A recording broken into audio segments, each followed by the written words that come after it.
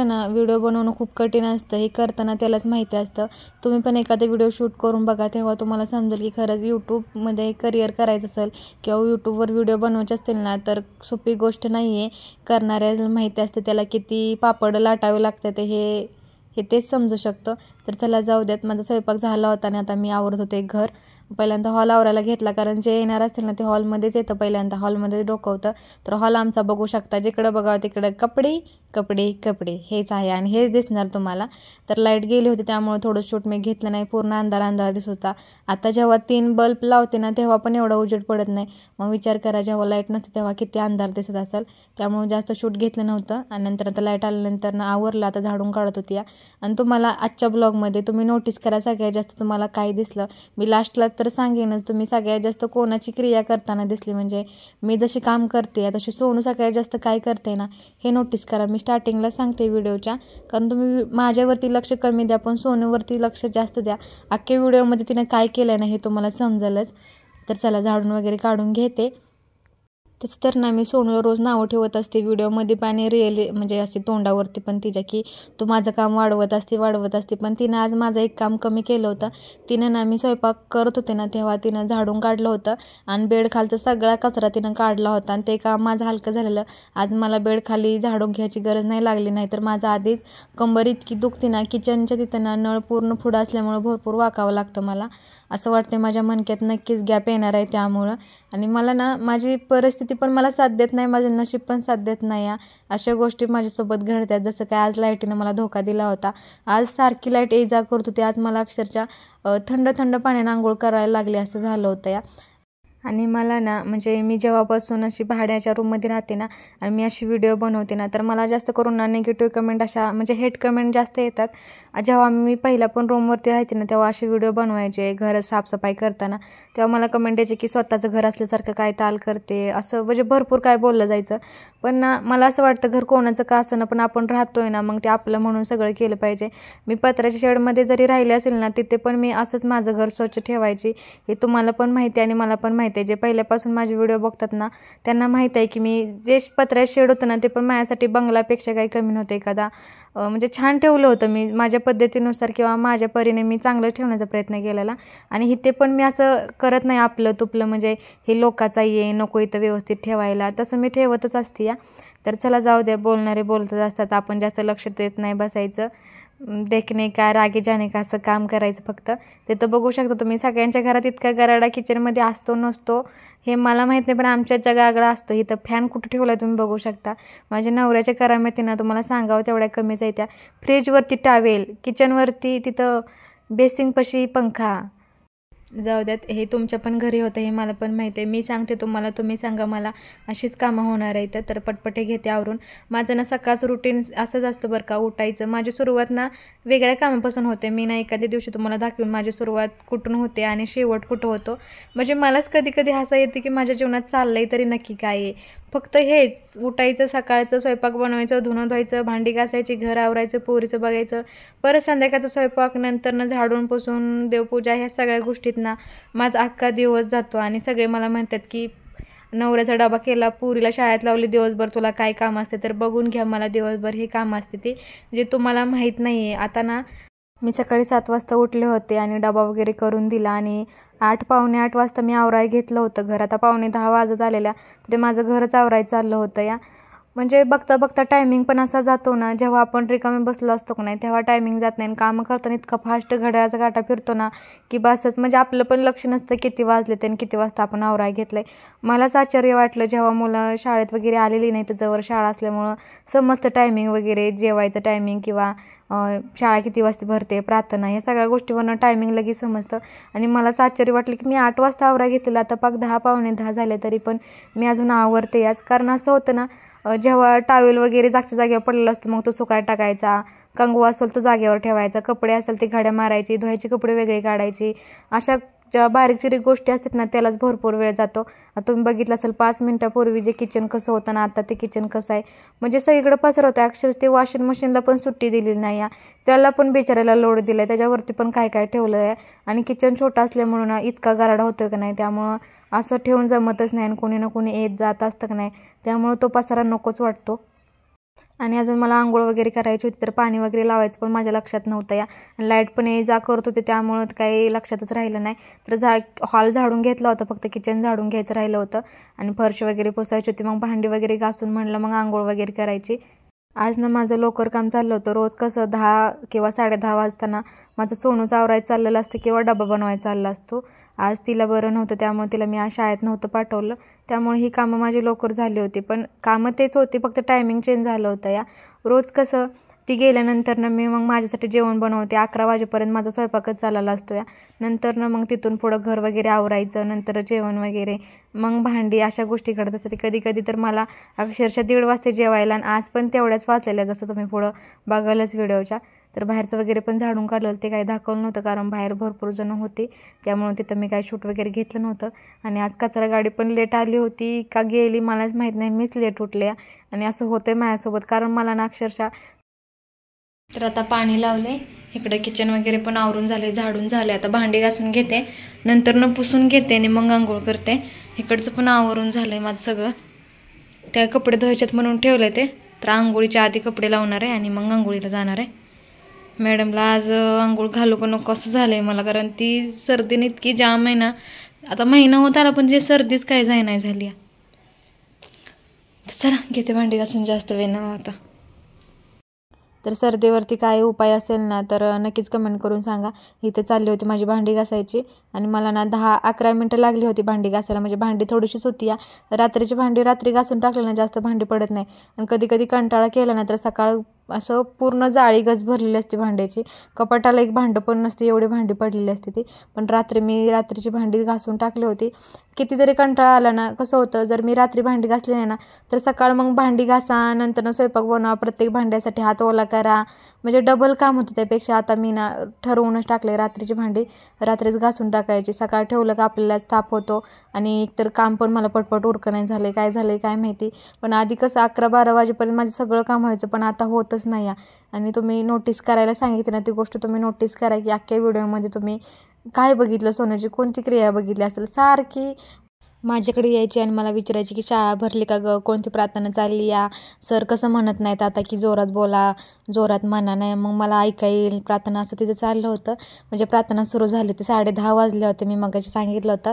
तर बघता बघता एवढं टायमिंग झालं, मला कळलं पण नाही आहे. ती म्हणत होती मला दाखव ना, मी म्हटलं नको. खिडकी उघडली ना की सरळ समोरनं मुलांचं लक्ष इकडेच जातं, त्यामुळे मी किचनची खिडकी अजिबात उघडे ठेवत नाही. जेव्हा शाळा वगैरे बंद असेल किंवा मुलं आतमध्ये असतील ना तेव्हाच खिडकी उघडी ठेवत असते.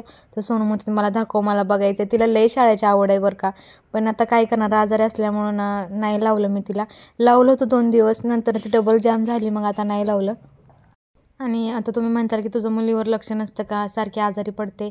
वातावरणच असं आहे ना, त्यामुळं मुलं आजारी पडतात. हीच नाही आहे, सगळीच मुलं. आम्ही ना दवाखान्यात घेऊन गेलो होतो ना, सगळीच मुलं आजारी होते. अक्षरशः दवाखाना ठासून भरले, तर कधी कधी तर नंबर पण नाही, असं झालं या. हिलाच नाही झालं, सगळ्यांनाच झाले. आता ते मग आईवडील मुलांवरती लक्ष देत नाही का, ते पण काही मोबाईलच घेऊन बसतात का, असं नसतं. व्हायच्या गोष्टी होतात, फक्त एखाद्या गोष्टीचं निमित्त लागतं ना. जसं माझ्या बाबतीत मला मोबाईलचं किंवा कोणत्याही गोष्टीचं लागत असेल असं असतं. पण तसं नाही आहे, कुठल्याही आईचं मुलाकडे लक्ष नसतं असं नाही आहे. आई मुलाकडे जरी वाटत असेल ना मुलाला की आई नाही आपल्याकडं बघत, की आपण काय पण करू शकतो, खेळू शकतो, पण तसं नसतं. आईचं लक्ष असतंच मुलगा काय करतोय किंवा काय नाही आहे. पण जाऊ द्यात. मला माहिती आहे ना मी सोनूकडे किती लक्ष देते ना, मग मला दुसरी दुनिया काय जरी म्हणली ना काही फरक पडत नाही. मेन गोष्ट माझ्या नवऱ्याला माहिती आहे की मी माझ्या स्वतःपेक्षा मी जास्त जीव तिला लावते, म्हणजे तिची काळजी करते. त्यामुळं ते मला कधी काय बोलत नाही. दुसरे किती जरी बोलले ना की तुझं पुरीवर लक्ष नसतं या, की असं करते तशी करते, पण नवऱ्याला माहिती आहे मी किती लक्ष देते. मी जेवायच्या आधी मी पहिल्यांदा तिला चारते आणि मग मी जेवत असते. कधी कधी मी तिला जेवता जर माझा असं कंटाळा आला, झोप आली ना, मी जेवत पण नाही, अशी झोपून जाते. पण पहिल्यांदा मी तिला चारते, तिला झोपवते. पहिल्यांदा सगळं काही तिचं बघत असते या. असं दुसऱ्यांसारखं माझं नसतं की जाऊ दे मुलं खाल्लं नाही तर नाही खाल्लं, झोपू दे, सकाळ खातील उठून, असं नसतं माझं. तिनं नाही खाल्ल्यानंतर मला पण म्हणजे गोड घास नाही लागत म्हणतात ना, तसं काम आहे. त्यामुळे मी तिची पहिल्यांदा काळजी घेते आणि मग माझं बघत असते. आणि आजारी पडल्यानंतर सगळ्यात जास्त तर म्हणजे इरीवारी इतकं नाही बघणार, पण आजारी पडल्यानंतर तर जास्त काळजी मी घेत असते तिची. गरम पाण्यापासून सॉक्स असो किंवा स्वेटर टोपी काढायची नाही, सगळं तिला कधी कधी वाटतं की माझी मम्मी अशी करते तशी करते. ती म्हणत पण असते दुसऱ्याच्या मम्मी बघणं अशा करतात आहे का, तू का अशी करते. मग असं वाटतं की ते नसतील काळजी घेत त्यांच्या मुलांची, पण मला वाटतं की माझं एकुलतं एक लेकरू आहे आणि त्याला कसं कसं मी मोठं केलं आहे ना माझ्या जीवाला माहिती आहे, त्यामुळं मी तिला लई जपत असते. आता पण बघू शकता लाईट गेली आहे, लई वैताग आला होता लाईटीचा. आम्हाला मोबाईलमध्ये चार्जिंग पण नव्हतं. आज ठरवलं होतं की आज चांगला व्हिडिओ शूट करायचं, म्हणजे काय म्हणतात रुटीन ब्लॉग शूट करायचं. पण बघा नशीब साथ देत नाही, परिस्थिती साथ देत नाही म्हणते ना, उगाच म्हणत नाही. म्हणजे सगळ्यापेक्षा वेगळं माझं नशीब लिहिलं आहे देवाने आणि तसंच काहीतरी आहे. तर जाऊ द्या मरू दे. तर माझे भांडे वगैरे घासून झाले होते आणि कंप्लीट मला 11 मिनटं लागले होते भांडी घासायला. टायमिंग लावून ठेवलं होतं मी आणि मी ठरवलं होतं की मला 7-8 मिनटापर्यंत उरकायचं होतं, पण नाही झालं तसं. थोडा टायमिंग गेला, त्या बेसिंगमध्ये काहीतरी अडकून बसला, ते काढण्यातच मला 2 मिनटं तर त्यातच गेले असतील. मी सगळं व्यवस्थित खरकट पाणी वगैरे वेगळं ठेवते, पण सोनूच पप्पा हाय असं सगळं पाणी त्यातच फेकते ते, त्यामुळे तो मला त्रास होतो काढायला. त्यात माझं टायमिंग गेलं. तर चला मी फरशी वगैरे पुसून घेते आणि तुम्ही मला कमेंट करू नका की तेच घासणी वापरली काय. तुम्ही नीट बघा, मागं घेऊन व्हिडिओ बघा की मी घासणी होती ना भांड्याची ती घासणी बाजूला ठेवली आणि जी मी बेसिंग घासते ना ती घासणी घेतली. त्यामुळं व्हिडिओ डबल मागं घ्या आणि मग बघा, म्हणजे तुम्हाला समजेल. नाहीतर डायरेक्ट कमेंट करायचं असेल की त्याच घासणीनं घासलं, म्हणजे बोलणारे बोलतात हो, दुसरं काही नाही, म्हणूनसाठी सांगितलं. तर चला माझं झालं होतं या आणि अचानक कुणाचा तरी फोन आला होता आणि अचानकच व्हिडिओ कट झाला, मला पण माहिती नव्हतं या. आणि माझ्यासोबत एक फ्रॉड झाला आहे, माझ्या मोबाईलनेच केला आहे, तो तुम्ही पुढे बघायलाच. 2 मिनटापूर्वी लाईट गेली होती या आणि आली पण होती, 1 मिनिट पण थांबली नसेल आणि डबल लाईट गेली तर पाणी काहीच तापलं नव्हतं. इथं बघू शकता तुम्ही, मी पाणी घेतलं आहे आता फरशी पुसायला, पण लाईट नसल्यामुळं थांबले. कारण जर मी फरशी पुसली तर लाईट नसल्यामुळं म्हणजे पंखा पण नाही चालणार, त्यामुळे फरशी वाळली नाही जाणार आणि सोनू त्यातच नसणार, त्यामुळं लाईटीची वाट बघत होते. फायनली लाईट आली आणि व्हिडिओ शूट करायला लावला होता.